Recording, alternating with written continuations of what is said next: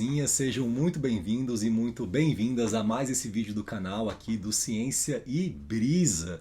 E no vídeo de hoje eu queria compartilhar com vocês algumas reflexões de cunho mais filosófico. Tem tempo que eu não faço isso aqui nesse canal e talvez isso aconteça pelo fato de que esse canal ele foge um pouco a essa proposta conteudista do YouTube, dessa necessidade de uma produção de conteúdo semanal, né? Durante um tempo, quando eu comecei a construir aqui o Ciência e Brisa, eu tentei, né, testar essa proposta de toda semana vir aqui, gravar um vídeo e tal, mas eu sinto que essa pressão por uma produção semanal ou quinzenal, ou enfim, de conteúdo que tem uma certa periodicidade, ela acaba minando um pouco a autenticidade daquilo que é manifestado, né? E que é uma coisa que acontece muito na nossa sociedade, assim, a gente vive nesse modo de ter que produzir com regularidade, seja conteúdo, seja trabalho, etc. E isso muitas vezes diminui a qualidade daquilo que é manifestado. Quando a gente pensa em termos de conteúdo, isso é mais evidente, né? Você vê que esses canais que têm produção meio que diária e tal, dificilmente assim eles conseguem carregar uma autenticidade e nem sempre eu tenho coisas interessantes para falar. Então, muitas vezes eu acho que é melhor eu ficar calado mesmo, assim. E aí de repente quando algum pensamento interessante se forma, assim, isso me gera algum tipo de energia ou desejo de vir aqui manifestar, eu venho, ligo minha câmera, dou o play e começo a falar algumas coisas, porque eu acho que são interessantes para mim de serem manifestadas, organizam a minha cabeça e também podem ter algum tipo de impacto positivo para quem me escuta aqui, para os seguidores do canal, né? Então hoje é uma reflexão que eu queria compartilhar com vocês, que eu tenho pensado bastante e que ela ganhou um pouco de corpo na minha mente recentemente, que diz respeito a essa relação que existe, que é sempre uma questão antiga e recorrente, né, nas discussões filosóficas, que é a relação entre Deus e ciência, né, ou entre a religião e a ciência, ou entre esse olhar místico para a existência e esse olhar baseado em evidência, que tem um procedimento e um método para poder olhar e descrever os fenômenos do mundo, e que muitas vezes na nossa sociedade, que não tem uma educação mais refinada em relação ao que é a ciência, isso pode chegar para as pessoas na forma de algo que está indo na contramão daqueles outros caminhos que buscam olhar ou entender ou pensar ou falar sobre esse vocábulo, né, Deus, que é um vocábulo muito popular na nossa sociedade, assim. E eu estava vendo uma entrevista recentemente no Provoca, naquele programa do Marcelo Taz, com o Draulio de Araújo, que é um cientista lá da UFRN que trabalha com o cérebro, né, e ele trabalha com o estudo da ciência psicodélica e o impacto que certas plantas de poder têm na consciência das pessoas, inclusive como possibilidade terapêutica para alguns transtornos mentais, como depressão, etc.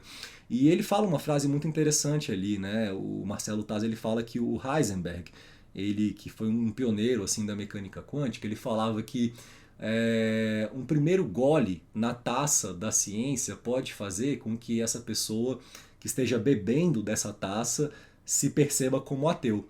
Mas se ele continua bebendo, lá no fundo do copo ele encontra Deus, né? E é uma coisa que ressoou em mim, assim, porque durante muitos anos, né, eu sempre me considerei uma pessoa muito racional, um racional radical, cientista, ateu, aquela coisa muito de uma devoção quase que dogmática, né, ao pensamento e ao método científico. Mas ao longo da minha caminhada a vida foi meio que me mostrando que a ciência, apesar de ser uma linguagem muito bonita e muito poderosa para descrever grande parte dos fenômenos da existência, ela não era capaz de dar um certo ordenamento para as coisas que eu sentia. Então é como se depois de um tempo eu fosse percebendo que certos elementos da minha experiência como indivíduo que existe e que experiencia o mundo, eles não eram passíveis de serem descritos de maneira satisfatória ou explicados de maneira satisfatória pelo método científico. Até porque a ciência também está muito preocupada na questão da evidência. E ela, às vezes, não consegue contemplar o fato de que a experiência ela pode ter um peso muito maior assim do que uma evidência que possa ser replicada, reproduzida no laboratório.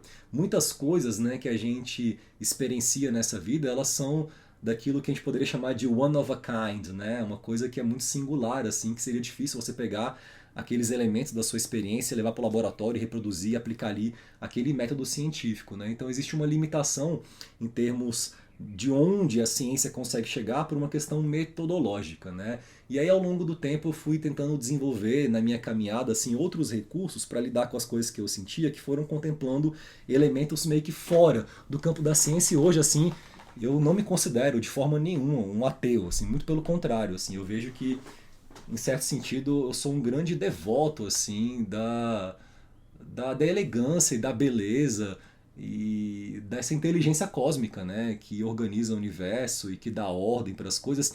E vejo inclusive na física uma possibilidade muito grande de percepção dessa ordem. O Braulio de Araújo, nessa entrevista com Marcelo Taz, ele fala um negócio muito interessante. Ele fala, cara, existe ali a lei da gravitação universal, né, que é uma lei que estabelece que dois corpos com massas eles vão se atrair mutuamente, e essa força de atração é uma força que depende do inverso do quadrado de uma distância. Então é um R elevado a 2. Não é elevado a 2,36, é 2, sabe? E se fosse 2,36, daria ruim. As coisas iriam se afastar, não conseguiriam se aglutinar em torno de uma estrutura coesa que tem uma mecânica celeste que faz com que esses corpos orbitem, né, uns em relação aos outros, e isso gere condições satisfatórias, por exemplo, a gente está aqui tendo essa conversa, né, ou essa escuta, ou essa fala, graças a essa precisão, né, essa elegância desse princípio, por exemplo. E esse é um dos vários princípios que a física consegue meio que abordar. Então, o fato da gente conseguir descrever os fenômenos do universo com um conjunto razoavelmente pequeno de princípios muito gerais que governam uma vasta gama de fenômenos, isso significa que existe um ordenamento, né, no jogo cósmico que é inegável, e que ele pode ser percebido ou acessado por meio da ciência, da física. Agora, existem outros caminhos para você poder dar ordem para o mundo. Quando a gente pensa na palavra cosmovisão, né, que é uma visão de mundo que organize o mundo dentro de um sentido para aquela estrutura ali consciencial. E aí, no campo das cosmovisões, existem diferentes cosmovisões, e as cosmovisões elas estão atreladas a diferentes culturas humanas. Então, a cosmovisão dos povos originários, assim, ela é uma cosmovisão animista, que presume que a pedra está viva e que tudo que existe está vivo, e que entende que tudo é um fluxo de vida, né, e que no fundo a morte de um corpo físico é uma transformação de uma forma de vida em outra, porque não existe nada que não esteja vivo nessa cosmovisão animista dos povos originários, que é uma cosmovisão muito diferente, por exemplo, da cosmovisão ocidental, da Igreja Católica Apostólica Romana, ou mesmo da Igreja Neopentecostal, né? As religiões elas vão propondo diferentes cosmovisões, uma acredita que tem reencarnação, a outra que não tem, mas no fundo existem cosmovisões, e o simples fato de que cosmovisões existem, isso significa que o ser humano ele é dotado de uma capacidade meio que inata de dar ordem para a sua experiência, né? Cosmo é uma palavra que do grego significa ordem, existe cosmos e caos, né? Ordem e desordem, né? Então o simples fato de que existam cosmovisões, por mais que elas sejam diferentes, significa que nós somos meio que programados por essa inteligência cósmica para buscar uma certa ordem na nossa experiência, né? E a física ela encontra a sua ordem por meio de um conjunto de leis, então ela também compreende uma cosmovisão, que eu acho que é complementar às cosmovisões das diferentes religiões, né? Inclusive eu acho que tem uma grande beleza no fato de que existam diferentes caminhos, diferentes religiões, para que pessoas que nasceram em diferentes locais do mundo tenham a possibilidade de acessar um certo repertório simbólico para poder construir a sua cosmovisão de existência, né? É uma pena que a gente, infelizmente, fica patinando nessa questão de querer buscar uma cosmovisão universal que explique tudo, que é uma coisa muito antiga que nunca deu certo, porque inclusive as pessoas muitas vezes, né, travaram guerras em prol de impor uma cosmovisão de uma certa cultura para uma outra, né? Porque essa não aceitação de uma multiplicidade, de uma diversidade de cosmovisões, ela gera atrito, ela gera violência, ela gera disputa, ela gera guerra, né? E isso é uma coisa que está na contramão dessa ordem que se busca. Essa ordem que vem da percepção de que somos todos humanos, uma coisa só, né? Uma só falange espiritual ali, né? Você poderia pensar dessa maneira. Então, essa não aceitação da multiplicidade de cosmovisões, ela é uma questão problemática que em si ela traz caos, né? Em vez de ordem. E eu sinto que na física essa questão fica um pouco meio que blindada, porque a ciência ela tende a ficar ali dentro, assim, ela não quer. Existem alguns cientistas que querem impor essa visão científica para pessoas, né, não científicas e que têm uma devoção quase que cega à ciência, num nível dogmático muito perigoso, semelhante ao de algumas religiões. Isso pode gerar, inclusive, até uma questão da ciência ser atacada por segmentos religiosos, como já aconteceu muito ao longo da história da humanidade, como até hoje acontece, né? A gente tinha Inquisição lá que queimava pessoas, né, que diziam que a Terra girava em torno do Sol e não o contrário, né? Então, até hoje isso acontece um pouco, assim, quando a gente pensa nessa imposição de um certo currículo escolar criacionista em escolas por parte de certos segmentos, né, neopentecostais que se veem ameaçados nas suas crenças, muito por ignorância na verdade, porque não entendem o que a ciência de fato fala, porque não querem adentrar nesse território, porque para entrar na ciência também isso exige estudo, exige dedicação, empenho, esforço, e às vezes a gente busca um caminho mais fácil para querer resolver o nosso problema ali, né, muito movido por uma insegurança e um medo das nossas próprias crenças não estarem corretas, então isso tem que ser imposto com base, né, numa coisa agressiva para o outro. E eu acho que a gente perde muito nesses conflitos, assim, porque no fundo a gente deixa de utilizar diferentes possibilidades, caminhos e recursos para a construção de uma cosmovisão mais sofisticada que explique a existência. Eu acho que em vez de querer assumir uma única cosmovisão e erradicar outras cosmovisões que venham de outras culturas, o grande lance para a gente poder refinar a nossa construção de visão de mundo é a gente beber de várias fontes diferentes, né? E olhar para a ciência, ver o que ela tem para nos dizer. E aí você olha para diferentes religiões e ver o que elas têm para nos dizer, né? Faz um estudo comparado entre o que diferentes religiões dizem, né? Entre o que Buda disse, Jesus Cristo disse, Krishna disse, e você vai bebendo dessa fonte, que no fundo é uma fonte de repertório simbólico para você poder construir uma visão de mundo, uma cosmovisão mais refinada, que contemple a diversidade, que contemple as diferenças, porque existe um princípio fundamental, né, que a gente aborda muito num curso de mecânica dos meios contínuos, que é a ideia de que dois corpos diferentes não podem ocupar o mesmo ponto do espaço no mesmo instante de tempo. Então a gente aqui na matéria, quando a gente forma a nossa consciência, a gente forma isso dentro de um receptáculo material, mecânico, que ele é singular. Então a minha vida ela é muito singular, os lugares por onde passei, né, da forma que passei, nos instantes em que passei, só eu passei por ali.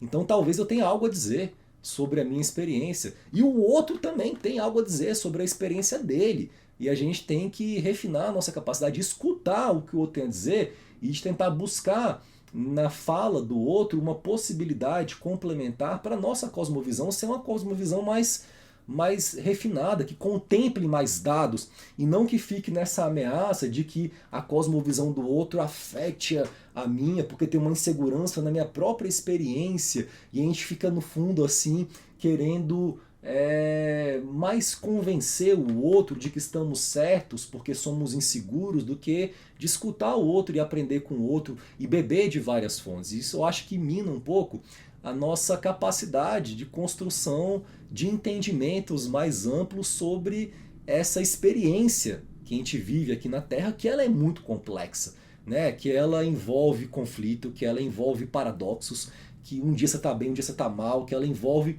uma necessidade constante de você olhar para si mesmo e de contemplar o que você está sentindo e ao mesmo tempo dar conta de corresponder a certas expectativas que outros têm sobre você, até porque a gente vive num coletivo, então a gente sempre precisa de ajuda do outro, assim como a gente também precisa ajudar o outro. É uma troca constante que é muito desafiadora, que não é nem um pouco fácil, mas é o caminho que a gente está e que poderia ser mais fácil se a gente vivesse num mundo mais empático, com mais escuta, com mais empate, com mais desejo de construção, né, de algo coletivo.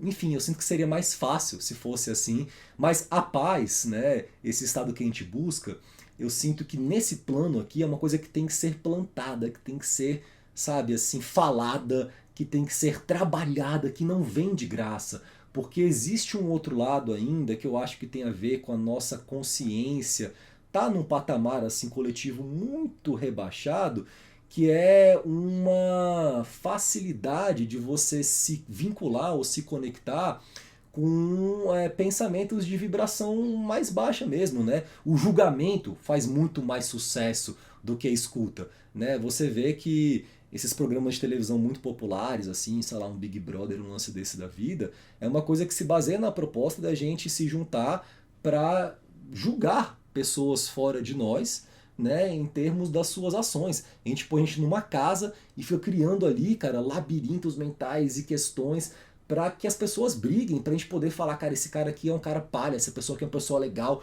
Então, essa coisa de você direcionar a sua energia para algo fora de você e não no nível da escuta empática, não no nível de querer ajudar um irmão, mas de julgar a ação do outro, de sentir muito prazer nisso coletivamente e de ser muito popular, diz algo a respeito do contexto em que a gente vive.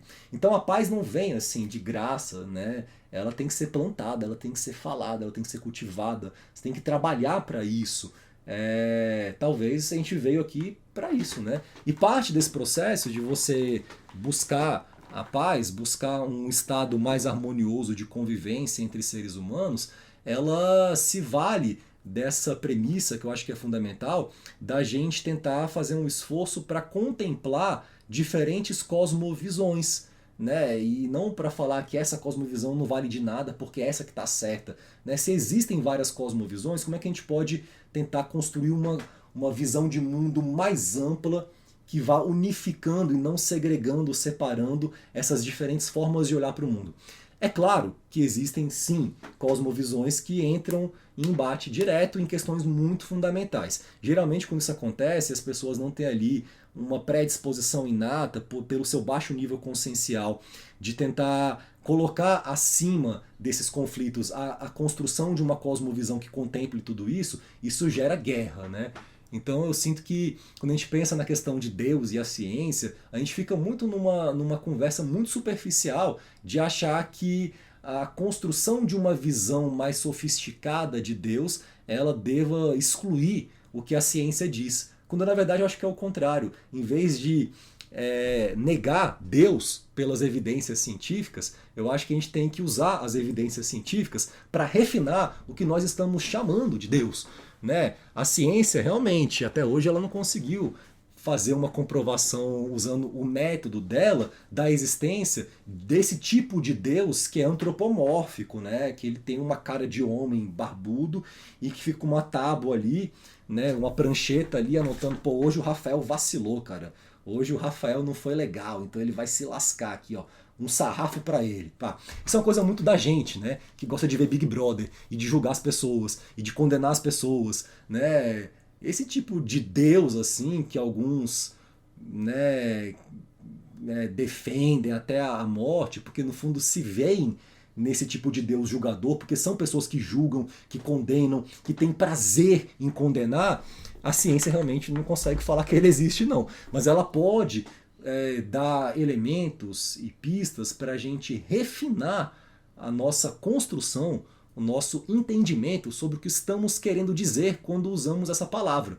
Porque é uma palavra que gera muitas guerras, né?